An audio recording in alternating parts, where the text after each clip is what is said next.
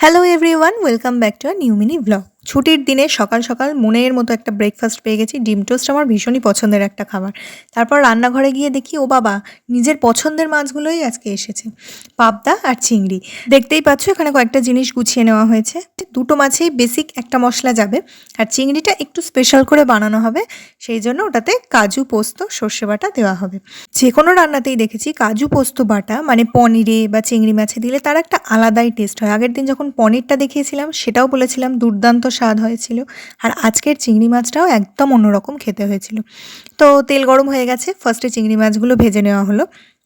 এরপর ওই যে মশলাটা করে রাখা হয়েছিল, যেটা দুটো মাছেই দেওয়া হবে আর কি, সেই মশলাটা দিয়ে একটু কষে নিয়ে তারপর পরিমাণ মতো হলুদ, লবণ আর চিনি দিয়ে, আর এই রান্নাটা একটু মিষ্টি মিষ্টি খেতেই ভালো লাগে কারণ কাজু পোস্তর ফ্লেভারটার সাথে মিষ্টিটা যায়। তো মশলা কষে নিয়ে এবার চিংড়ি মাছগুলো দিয়ে আর একটু কষে নিয়ে পেস্টটা দিয়ে দেওয়া হলো। আর কিছুই না, পরিমাণ মতো একটু জল দিয়ে ভালো করে ফুটিয়ে নিয়ে গরম মশলা দিয়ে দিলেই রান্না রেডি। সত্যি বলছি দারুণ হয়েছিল খেতে। পাবদা মাছের রেসিপিটা নেক্সট ভিডিওতে দেবো। লাঞ্চে আজ সবকটাই পছন্দের জিনিস ছিল, নিমপাতা আলু ভাতে পাবদা মাছ আর কাজু পোস্ত বাটা দিয়ে চিংড়ি মাছ। আজ এটুকুই। ভিডিওটা কেমন লাগলো অবশ্যই কমেন্ট করে জানিও, ভালো লাগলে লাইক করে দিও। দেখা হচ্ছে নেক্সট শর্টসে। টাটা।